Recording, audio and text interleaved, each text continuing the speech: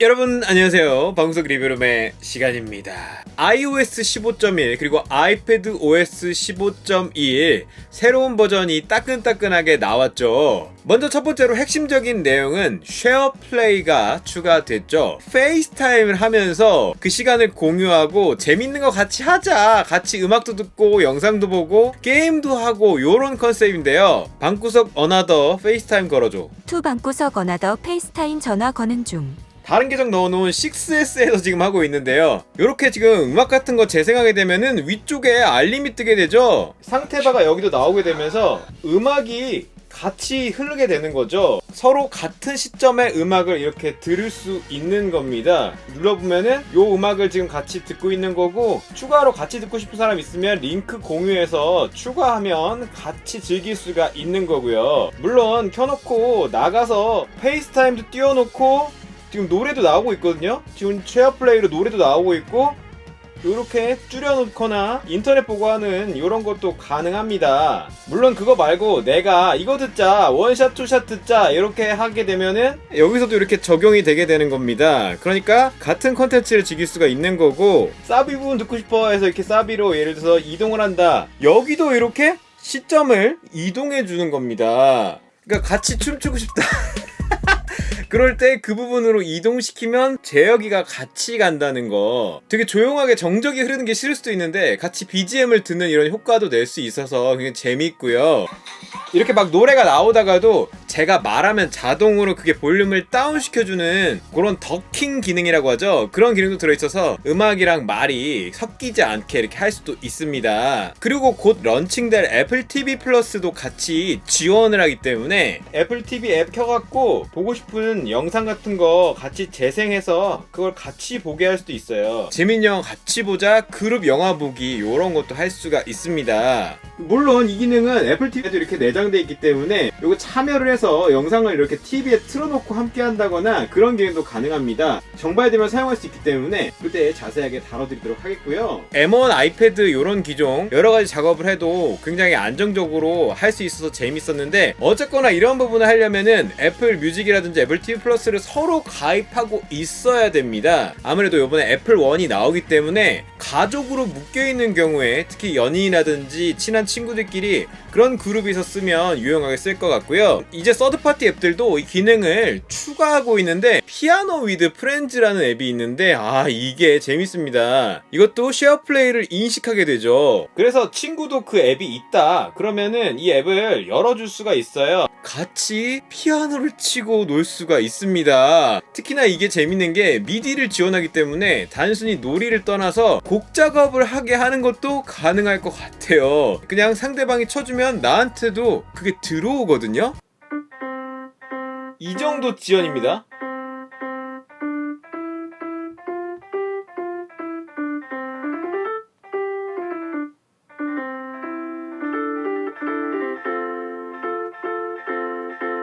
화상으로 얼굴 보면서 피아노를 연주할 수가 있다.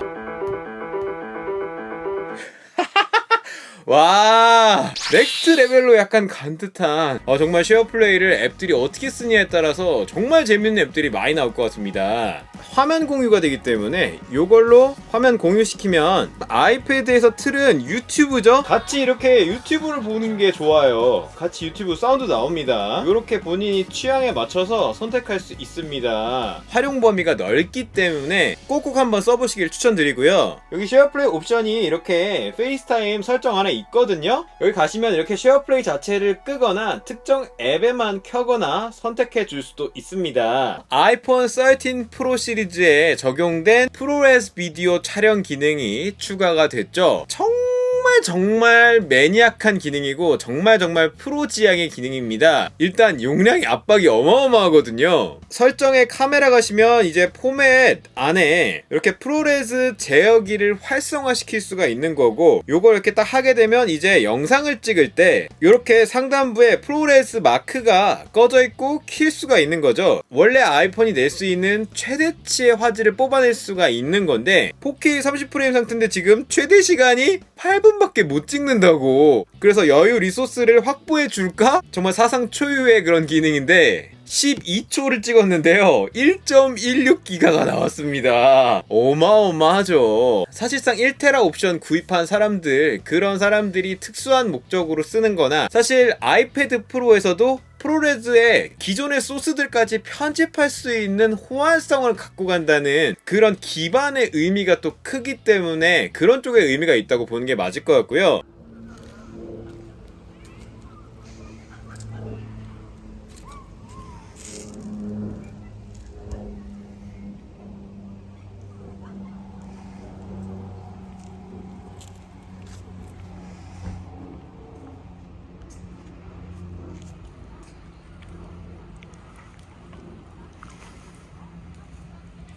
애플 프로레즈 422HQ라고 하는 데이터율이 굉장히 높고요. HDR 영상의 특성을 가지고 중요한 포인트가 BT2020 넓은 범위의 색 데이터를 갖고 있어요. 그리고 오디오 데이터율도 무압축 상태입니다. 데이터가 무지무지 풍부한 상태인 거예요. 다른 보정을 한다거나 톤을 만든다거나 조금 더 디테일을 보존하고 싶다거나 그럴 때 쓰는 건데, 아이폰의 돌비 비전을 끈 상태에 BT709라고 색을 표현할 수 있는 범위가 좁습니다. 표준 색역의 범위이기 때문에 말 그대로 기본 상태의 영상과 음성은 효율을 위해서 압축된 상태이기 때문에 개인적으로 추천드리는 거는 이 비디오 녹화에 있는 HDR 비디오, 이걸로 하게 되면은 HDR 포맷에 대한 이해가 다소 필요하긴 하지만 8비트 비디오가 아니라 10비트 비디오로 색 보정이나 작업에 용이하고요. 마찬가지로 광색역 영상으로 만들어지기 때문에 최신 애플 기기를 사용해서 이 색의 이점을 누리고 싶으신 분들도 꼭 이 10비트를 활용하는 연습을 해보시면 좋습니다. 또한 이렇게 만들어진 프로레즈 영상을 혹시라도 옮기고 싶은데 몇십 기가잖아요 기본이. 근데 아이폰의 이 라이트닝 포트의 이 느린 속도로 저걸 옮기는 건 너무 말이 안 되고, 사실 썬더볼트 같은 게 있었으면 더 완벽한 프로라고 할 수 있는데 어차피 무선으로 옮겨야 될 텐데, 저는 에어드랍도 많이 쓰지만은 포토싱크라는 앱을 굉장히 애용하고 있어요. 쫙 선택해갖고요, 요 우측에 있는 버튼 눌러서 선택된 항목 컴퓨터로 보내기. 그럼 이렇게 맥북을 잡아줍니다. 또한 윈도우로도 보낼 수 있기 때문에 이렇게 선택하면은 전송이 돼요. 에어드랍 말고 다른 솔루션을 원하시는 분들은 포토싱크 강추합니다. 그리고 아이폰 13 프로 다가갈 때 자동으로 매크로 기능이 켜져서 불편한 분들 많이 있었죠. 여기 관련된 팁들은 지난 영상에 있거든요. 그거 보시면 좋고요. 그때 옵션이 생기면 좋겠다고 얘기했는데 옵션이 생겼습니다. 그래서 설정에 카메라 가시면 이제 하단부에 자동 접사 촬영을 켜고 끌 수 있기 때문에 이렇게 꺼두게 되면은 들이대도 접사로 바뀌지 않습니다. 접사로 바뀌지 않고요. 접사를 찍고 싶은 경우에는 초광각 렌즈로 바꿔서 들이대면 접사를 찍을 수가 있습니다. 그리고 아이폰에서 설명했던 이 라이브 텍스트 기능, 언어 및 지역에서 이렇게 라이브 텍스트를 활성화해서 쓸 수 있는 거였죠. 혹시 이게 안 되시면 나라를 추가해 놓으시면 정상적으로 인식이 되는데요. 아이패드 카메라도 이제 이렇게 들이대면은 라이브 텍스트로 실시간 인식을 합니다. 우측에 있는 이 버튼으로 내용을 확인하고 바로 카피하거나 번역하거나 이렇게 실시간으로 쓸 수가 있고요. 특히 메모 같은 거 작성하실 때 이렇게 카메라에서 읽어드리는 키보드 기능을 쓸 수 있기 때문에 아이패드의 널찍한 화면을 살려갖고 이렇게 실시간 텍스트 입력 OCR로 해놓을 수가 있습니다. 길게 나오는 건 인상적이죠. 삽입 누르면 이렇게 변환돼서 들어가는 거. 간체뿐만 아니라 번체로 되어 있는 컨텐츠도 번역이 됩니다. 그래서 이렇게 선택해서 번역 누르면 북경어 대만 안 된다고 나오는데 그래도 그냥 중국어 선택하면 번역이 됩니다. 이미지에 있는 내용도 긁어올 수가 있기 때문에 간단히 보다가 그냥 캡처 뜨셔갖고 라이브 텍스트로 이렇게 인식시킨 다음에 번역을 이렇게 활용할 수도 있습니다. 그리고 홈앱에서 홈킷 관련된 기능에 자동화라는 기능이 있어요. 어떤 상태가 되면 어떤 행동을 해라, 그런 기능인데 여기서 이제 플러스 누르면은 자동화 추가해서 요 센서 감지 관련된, 본인이 그 센서를 갖고 있는 경우, 홈킷 관련된 센서가 있는 경우에 특정 온도가 되면은 20도 미만으로 떨어질 때 밤에 예를 들어서 밤은 몇 시? 일몰과 일출 기준으로 따뜻한 노래라도 틀어라. 뭐 이렇게 조건을 제어할 수 있습니다. 그리고 단축어 관련해서도 간단한 워터마크라든지 텍스트를 오버레이 시켜 넣을 수가 있어요. 자, 여기 동작의 미디어에서 사진을 선택하는 거 텍스트 오버레이라는 기능을 추가하시면 됩니다. 이렇게 추가하고요. 혹시나 못 찾겠으면 여기다가 이렇게 검색해도 돼요.